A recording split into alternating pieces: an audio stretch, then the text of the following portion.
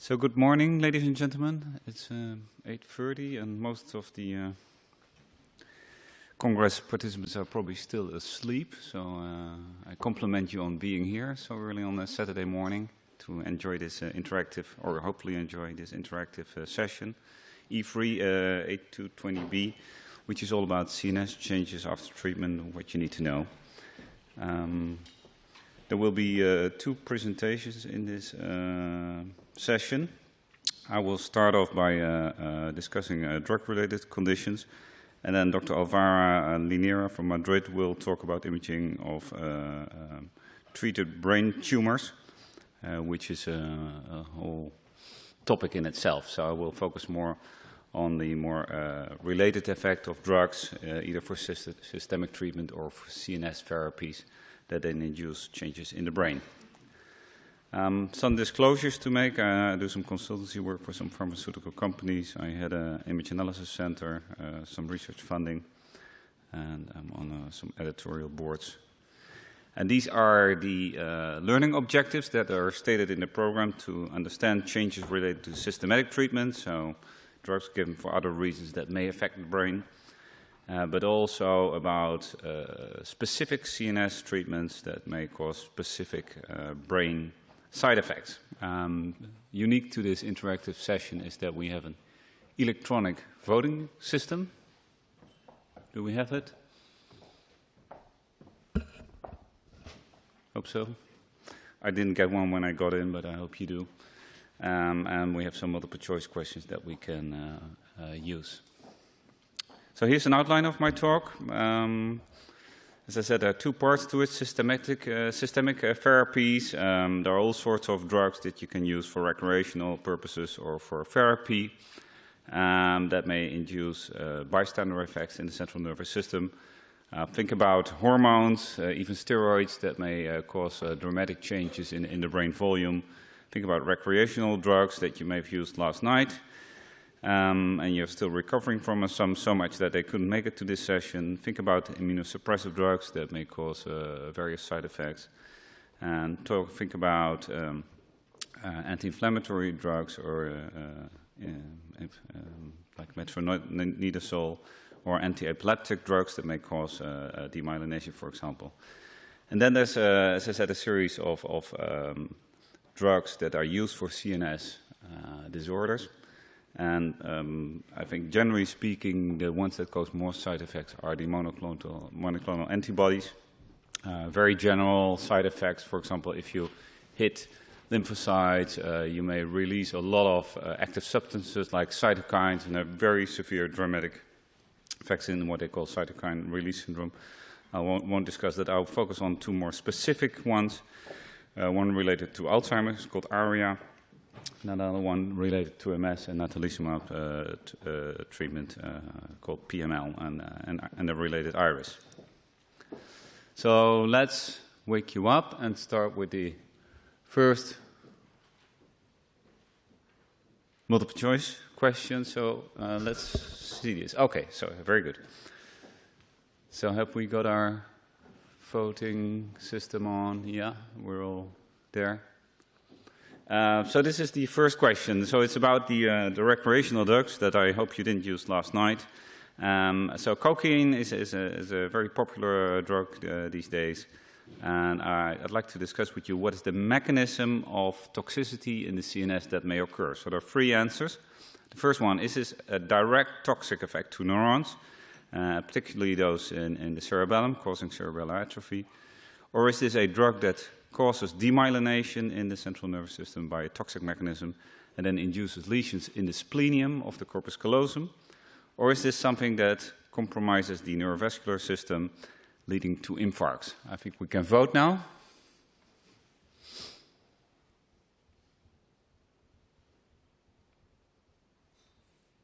Can we have the voting, please?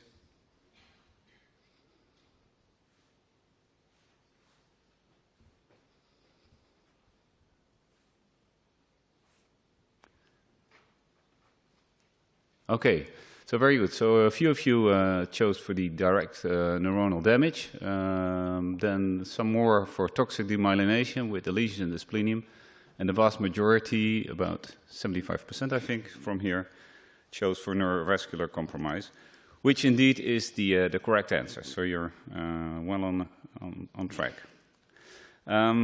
Here's actually an example of the neurovascular compromise with cocaine use in a subject who was suffering from motor symptoms.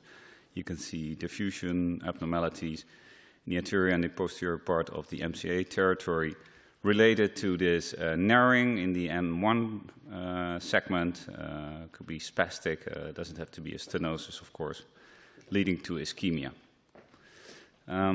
Just an overview of what recreational drugs can do. Alcohol, of course, especially with chronic intake of large amounts, will lead to fluid shifts and atrophy. So it's a direct neurotoxic, but there's also a shift in water compartments in the brain, and in fact, chronic alcoholism will induce a brain shrinkage, and if you then stop, you will increase your brain volume again. So part of it is reversible, but part of it obviously is non-reversible, the neurotoxic effect. Then cocaine, heroin, and amphetamine all can give neurovascular compromise, like we saw in the case that I just showed you, and I'll show you a few more.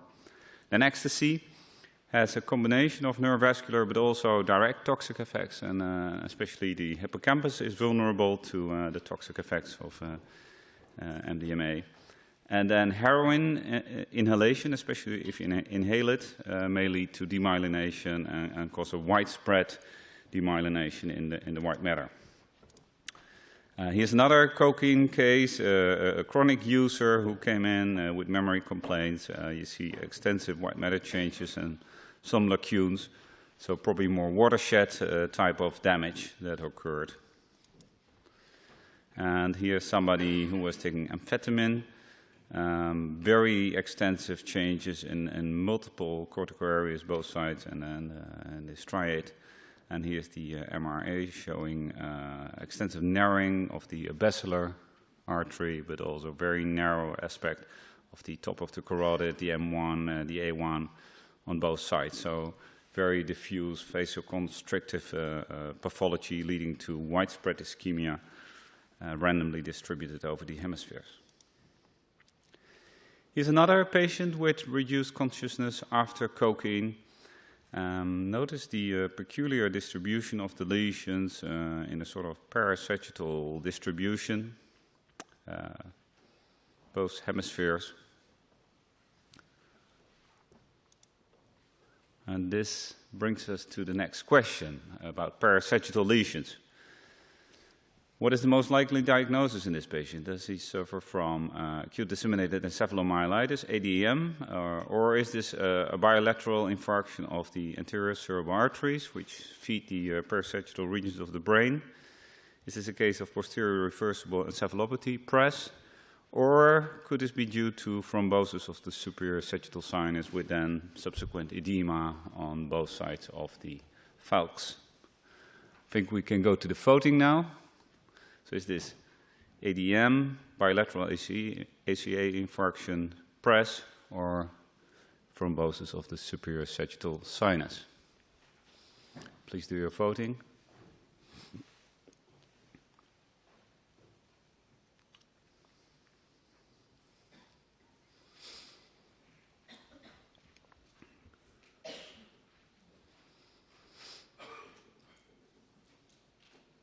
Okay, we can stop the voting now. Okay, so we're on par here. ADM was not very popular. And we'll discuss that in a minute. Then bilateral ACA infarct. So the ACA supplies blood to the medial parts of the superior of the frontal lobe. So in a parasagittal fashion, we will be closer to the midline. And then on par, we are between PRES and superior sagittal sinus thrombosis. The correct answer was PRES. Here's another case of PRES in a woman with hypertension showing this extensive lesion. So if you would have had infarction of the ACA territory, this part would have been involved, so directly on the midline. So this is slightly more off midline, but I can imagine that it crosses your mind for a moment because the cortex seems to be involved in the subcortical white matter. And in this case, it was more extensive, also going into the occipital pulse and towards the temporal lobe. Oftentimes, PRES is symmetrical, but it can be asymmetrical, so sometimes one hemisphere is more involved than the other. Sometimes it can be only one hemisphere. And there are also cases of PRES, and that's really disturbing, when there are only lesions in the basal ganglia, or even only lesions in the brainstem. Very difficult to diagnose prospectively. We had one such case where a patient was brought in with a suspicion of a brain tumor, pons glioma, and then turned out to be very hypertensive, was treated for the hypertension, symptoms improved, we repeated the scan, and turned out to be a PRES in the end. So some cases you can find, but if you see this typical picture of the parasagittal lesion distribution, think of PRES and examine the patient for the possible risk factors, and then try to treat those. So PRES or RPLS is thought to be due to failure of autoregulation, although there's also speculation about the effect of flow alterations in the superior sagittal sinus, and in fact, the sagittal sinus thrombosis could give edema in almost the same region. So I fully understand that people are doubting between PRES and superior sagittal sinus thrombosis. And for some reason, this autoregulation fails more often in the posterior circulation. The pathophysiology underlies it is variable. Hypertension is a very well-known risk factor, but also some drugs that may cause this, like cyclosporin. But as you see, venous thrombosis is also a factor that may luxate this. So I fully understand that some people chose venous thrombosis as the answer. And then pregnancy is a condition associated with PRES as well. Just to discuss the differential diagnosis that I mentioned, ADEM may present clinically slightly similar picture. It's often in younger patients, usually teenagers or children, with a leukoencephalopathy, so also reduced consciousness, disorientation, sometimes seizures. So the presentation is similar to PRES, but it's a slightly younger age group. But the lesions that we find with imaging are quite different. They're multifocal lesions distributed in the white matter, in the subcortical white matter, so juxtacortical type of lesions, but also lesions very typical in the thalamus, the deep gray matter, and infratentorially. So the pattern of involvement is different from PRES. Here's another case with ADM. Notice that in this case there's quite extensive involvement of the gray matter. So the gray matter actually is almost preferentially involved in ADM. But notice again these thalamic lesions, which are quite typical for ADM, which should lead to a differential diagnosis of ADM rather than PRES. So moving on towards toxic demyelination, I already mentioned that this can be induced by heroin, especially if you inhale it.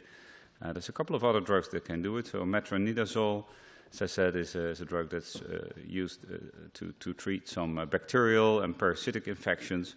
It may cause typical lesions in the splenium. Anti-epileptic drugs, gabapentin, may cause also lesions in the splenium.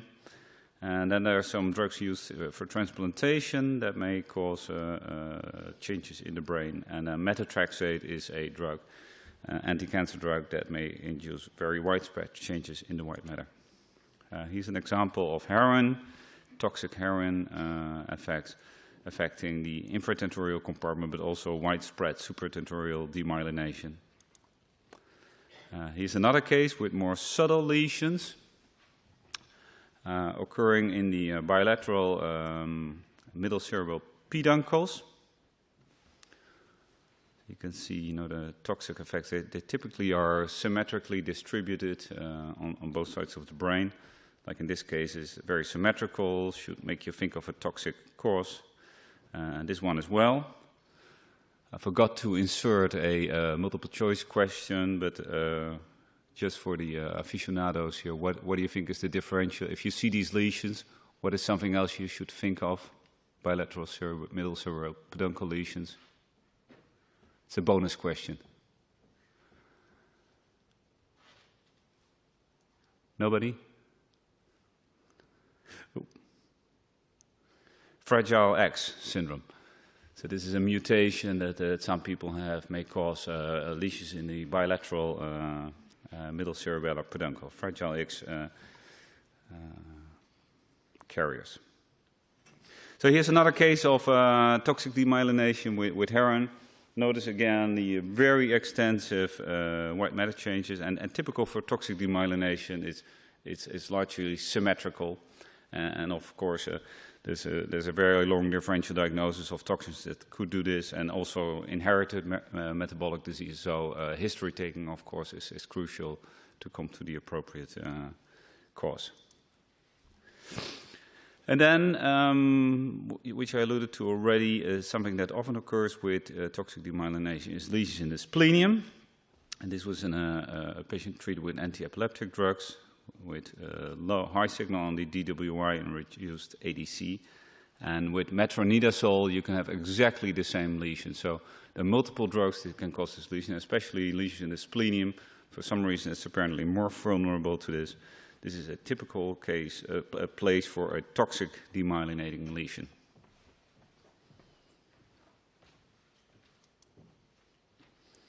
And methotrexate, as I said, is a very general toxic, so it's very toxic for the brain, especially if it's used intrathecally. So it can be given systemically, but sometimes it's applied intrathecally, with the lumbar puncture, and then it's much more likely to cause toxic demyelination, as in this case. Very diffuse changes bilaterally in the white matter. Okay, so we've talked now about some systemic therapy and the bystander effects of that. Let's now move on to some more specific CNS therapies. And as I mentioned, I will zoom in on two specific disorders. One is called ARIA, and the other one is PML iris related to MS. So a little bit of background about Alzheimer's disease, which you know affects the medial temporal lobe and the hippocampus because there is a formation of tau, which leads to neuronal damage and shrinkage. But all of this is caused or thought to be caused by early deposition of amyloid, which then aggregates to monomers, which interfere with nerve function and then cause these amyloid plaques. And the amyloid plaques, which are extracellular deposits, are thought to secondarily then introduce the neurofibrillary tangles, which are inside the neurons and then lead to the shrinkage. On imaging, we can see the end effects of atrophy on MRI, but in the early stages, we can pick up the amyloid deposition with amyloid PET imaging. Normally, it binds only to the white matter, not to the cortex, and then you see it spreading all over the cortex.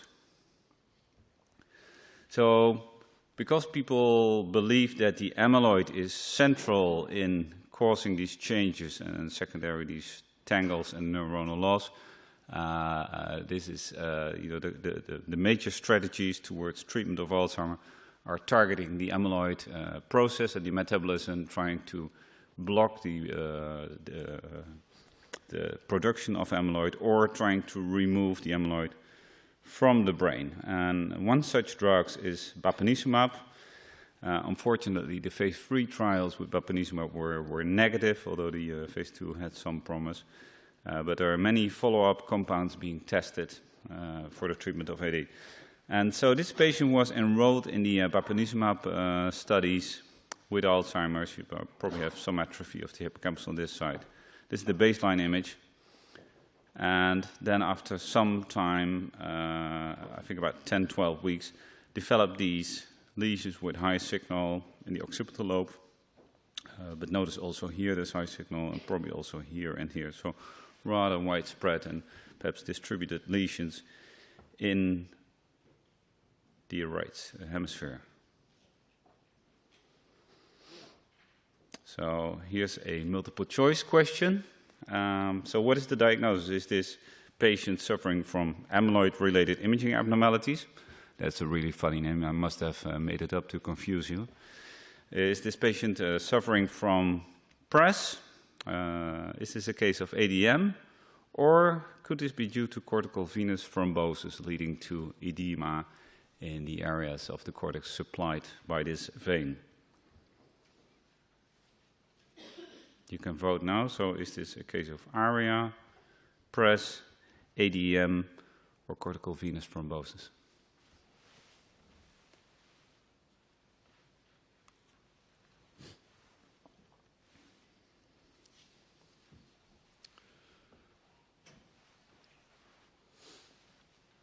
Can we have the results, please? Okay, so I managed to confuse you quite a bit. That's good. So I think the majority vote, about 55%, if I can see well, chose for ARIA, because the word amyloid is in it. You know, I was talking about amyloid, so it must be something like to do with amyloid. Some people thought it could be press, and I think, you know, that's probably fair enough. Could be an asymmetric press. ADM is very unlikely, I agree. Now, cortical venous thrombosis, some of you opted for that as well. I think that's it's always something to keep in mind. Cortical venous thrombosis is a very difficult diagnosis, so you have to, you know, scrutinize individual T1 and T2 weighted images for strange veins, and the effects can be really confusing with, you know, very focal type of edema or infarction or hemorrhage. So it's really difficult diagnosis. But in this case, it was ARIA, which is really a very descriptive name, but I'll talk you through it. So as I said, the amyloid modifying therapies, what are they trying to do? They're trying to reduce the production of amyloid or to remove it. So there's a normal metabolism of amyloid. So either you have to reduce the production or you have to speed up the removal. So one strategy is enzymatic blocking of the assembly of amyloid beta. But for the removal, most therapies use immunization. And the case that I show was with bapineuzumab. Another drug in development is gantenerumab, but there's a series of other drugs being tested. Almost all major pharmaceutical companies are developing antibodies against amyloid or gamma or beta secretase inhibitors to reduce the production. Interestingly, these drugs work because, you know, they're removing the amyloid. You'll see that in a minute. And they have the side effects. You know, good drugs have side effects, is what people say. And the side effects is called ARIA, amyloid-related imaging abnormality. It's a rather vague term, but you will see this. We can also find this without such treatment. So in cases with chondrophilic amyloid angiopathy, this may occur also spontaneously. And it occurs mostly after about, let's say, 6 to 12 weeks of therapy. Many of these cases are asymptomatic. About 90% of the cases that are picked up in the trials did not have symptoms. If they do have symptoms, it's a sort of diffuse, reduced consciousness, a bit drowsy, perhaps epileptic. So leukoencephalopathy-like syndrome, like in PRESS, like in ADM, it's a sort of diffuse thing. Some people have visual symptoms or visual disturbances if it's predominantly in the occipital lobes. Just to show you that these drugs work, with bapineuzumab, people looked at the effect on PIB, on amyloid imaging, and this is a case that had abnormal uptake of the amyloid tracer in the frontal cortex at baseline, and at follow-up you could see it was diminished, whereas in a placebo patient who had less uptake at baseline at follow-up, there was actually an increase, which you would expect in Alzheimer's disease for it to increase, and with bapineuzumab it went down. Here's another one. This was with gantenerumab, so this is another drug. This is a patient that we identified who at baseline had normal finding and then developed this area. Again, is a very focal lesion. The typical place is in the temporal lobes or the occipital lobes, as you saw already. But if you would see a focal lesion like this, I think, you know, cortical venous thrombosis is really something that should cross your mind. But this patient was in the trial, so we obviously considered ARIA first. And then when you stop the drug, this reversed, and in fact, the further follow-up scanner was gone. What was very interesting in this case is that in the same location, or almost in the same location, this patient developed microbleeds. And again, this is something that, you know, if you would see microbleeds and high signal, think of cortical venous thrombosis. So it's very good that this was in the differential. And it's interesting that, you know, this develops in the same place because microbleeds are also a marker of amyloid angiopathy in Alzheimer's in general. What was also interesting in this case, we happened to have amyloid scans. So this patient had a lot of amyloid in the cortex, and this is the change map, so the difference map. The strongest reduction in amyloid was in the area where the ARIA occurred. So apparently if you try to take away the amyloid too quickly, the brain reacts with this inflammatory response and with edema, and then subsequently also microhemorrhages. So microhemorrhages in Alzheimer's, there are two types of amyloid-related hemorrhages that you can see, especially on SWI, but also on other T2 star weighted images. One is these punctate lobar microbleeds, and the other thing is superficial siderosis. I will do a presentation in a session later today talking about specifically about superficial siderosis, which may occur spontaneously in Alzheimer's, but you can also induce it by giving these treatments. You can induce the microhemorrhages and you can induce the superficial siderosis. So here's the definition of ARIA. There are two appearances. One is the high signal seen on FLAIR, so either edema in the parenchyma or effusions in the sulci, and I'll show you an example of that in a minute. And then there's the ARIA-H, which is related to hemosiderin, hence the H. So the E stands for edema or effusion, the H for hemosiderin, which is seen in the T2 star. And if it's in the parenchyma, it will be microbleeds. If it's in the sulci, it will be called siderosis. So these are the four features of ARIA. Here's another case from the same bapanizumab trial, baseline image. And then after several weeks, this patient developed these multifocal lesions in the deep, but especially in the cortical and subcortical white matter. Notice that the distribution is slightly similar to PRESS. Hence, the confusion arises that, people consider PRESS in the differential diagnosis. But this patient also, the drug was discontinued and resolved. Here's another case, but now with high signal in the sulci. Notice this bizarre high signal just in the sulci. Here's another one, mostly in the sulci, perhaps some related parenchymal changes as well, but mostly sulcal effusions.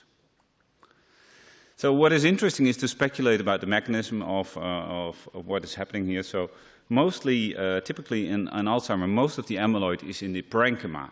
So the antibody binds to the amyloid in the parenchyma, is removed then from the tissue, and then it has to leave the brain. And it has to leave the brain via the vessel wall or the perivascular spaces, because these are the lymphatics of the brain. So the brain doesn't have its own lymphatic system, so it has to go somewhere, and most people consider the perivascular spaces as the lymphatics of the brain. So it's transported along the vascular wall, probably in between the layers of the vascular wall, and then either aggregates there or just because there's too much going on, leads to swelling of the arterial wall, and then to changes in the homeostasis of the brain, and secondarily to edema. And what is very interesting is that there's another disease called conjunctivic amyloid angiopathy, where the primary focus of the amyloid is not the parenchyma, but the vessel walls.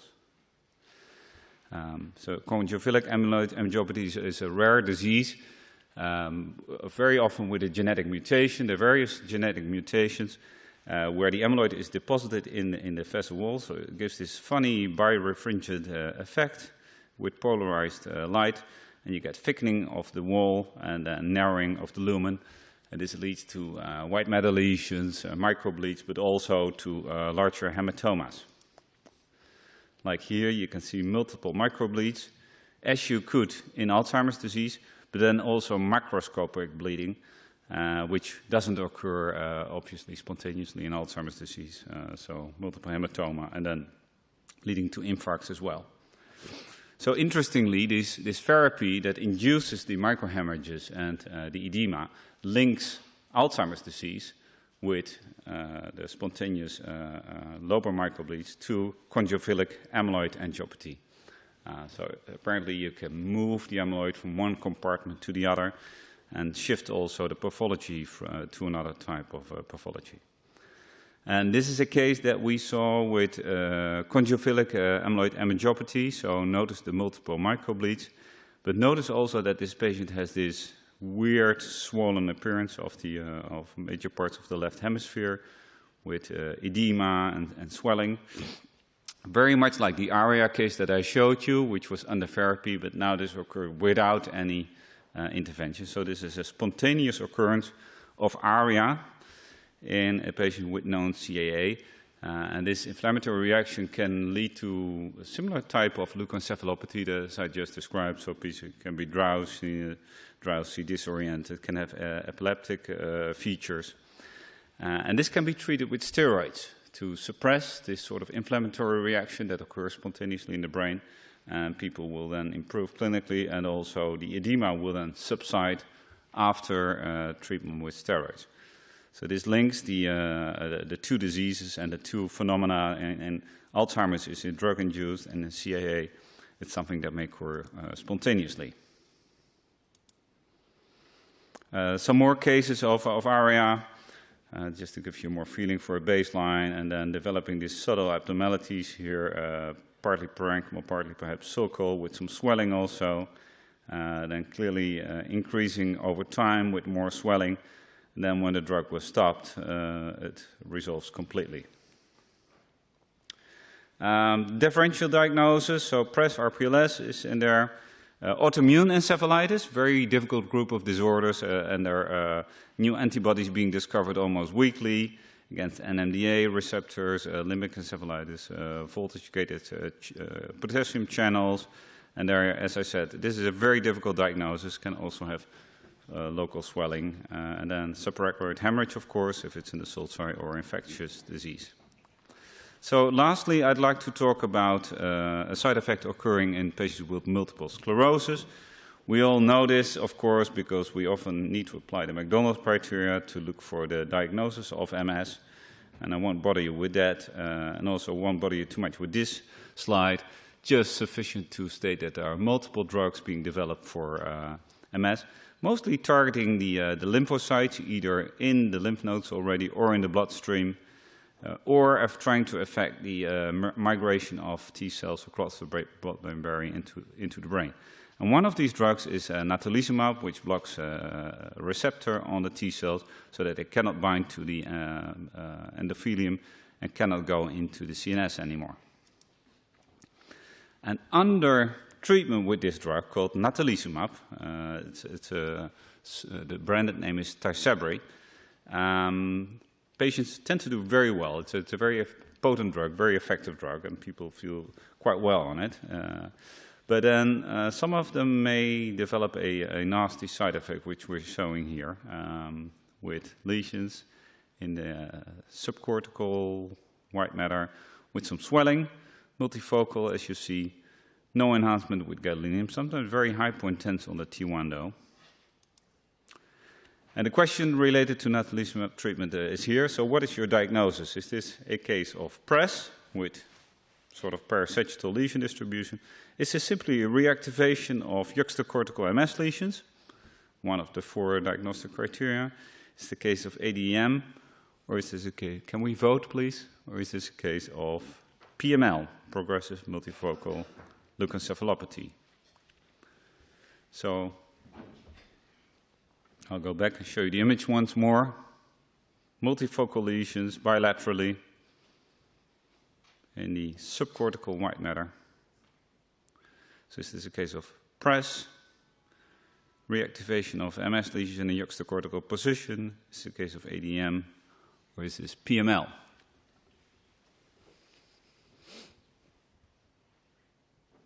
Okay, are we done? Let's see the results of the voting, please. Very good. It's an easy one, isn't it? So obviously, you could think of PRES briefly because of the bilateral distribution of the lesions. Reactivation of MS is very unlikely unless the patient had antibodies against natalizumab, which is very rare. ADM also unlikely because of the strict involvement of the subcortical white matter, and PML, of course, is the correct answer. So briefly, this is a demyelinating encephalopathy caused by reactivation of a virus that 80% of us have in our brains anyway.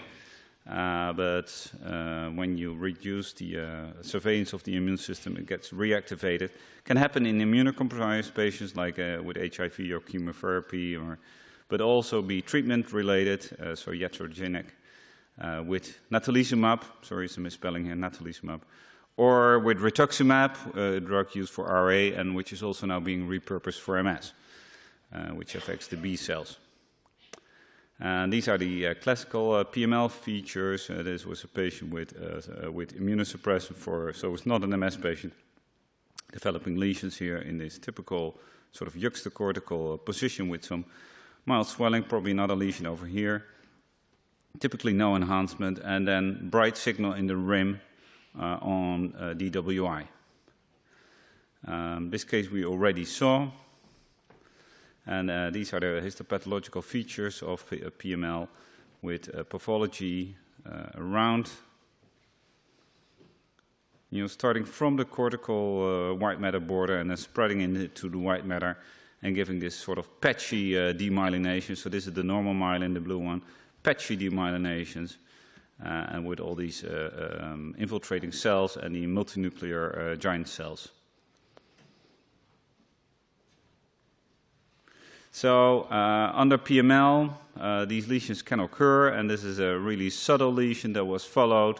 Notice that the lesion is really subtle initially, starts almost in the cortex and then spreads out in the subcortical white matter, then becomes a little bit more edematous to provide the more classic lesion that we already saw.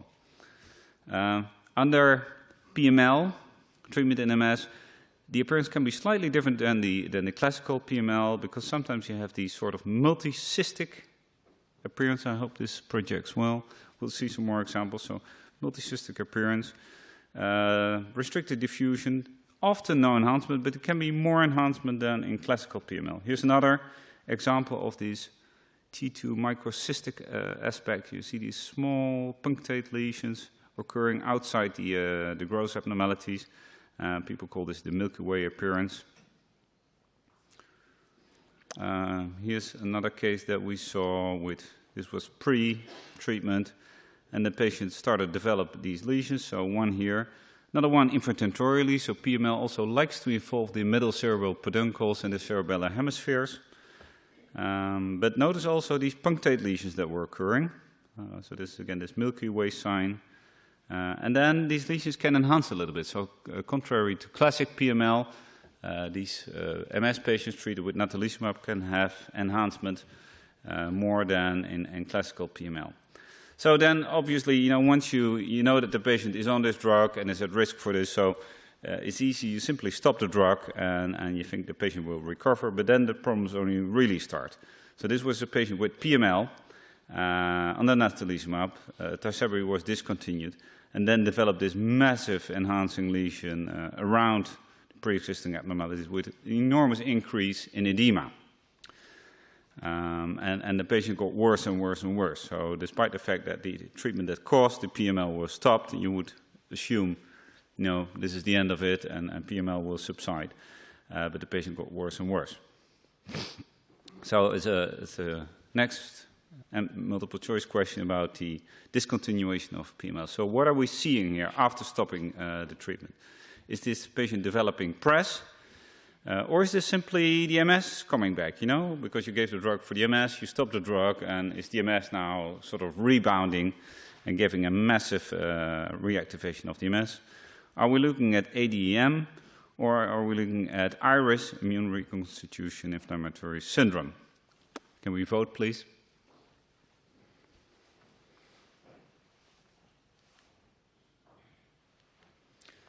So PRES, rebound of MS, ADM, or IRIS. Can we see the results, please?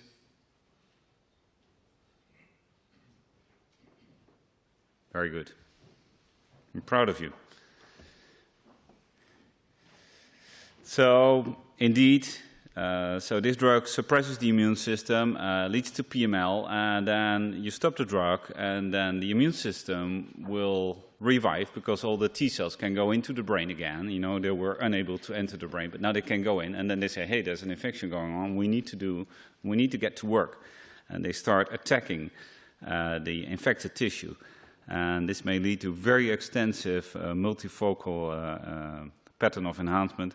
And this was a patient of ours who needed, multiple courses of steroids, because each time we stopped the steroids, then the iris rebounded. And then finally, after several months, she improved and got back to her normal status, which is just, by the way, severe MS. So iris is seen 1 to 3 months after stopping natalizumab, often for PML, but it can also be without PML. It's a normal reactivation of the immune system and aggravates the symptoms of PML. So it's really a difficult condition, can be very severe.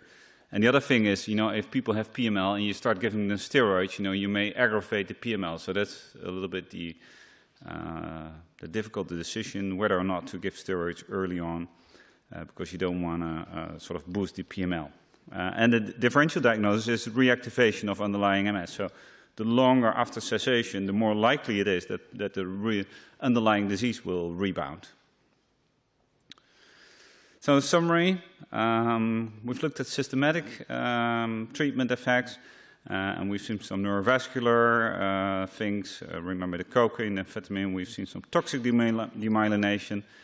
Think about the heroin, but also remember the splenium lesions with antiepileptic and metronidazole.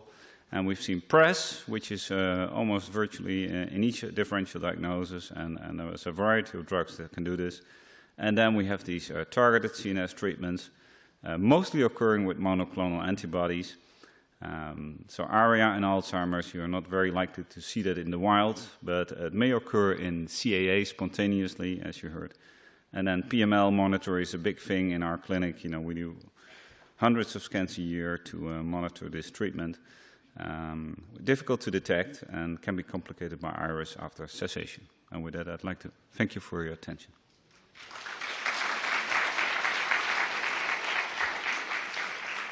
Write this one down. I showed a couple of pictures from this paper, really nice review on CNS drug-related changes. Thank you for your attention.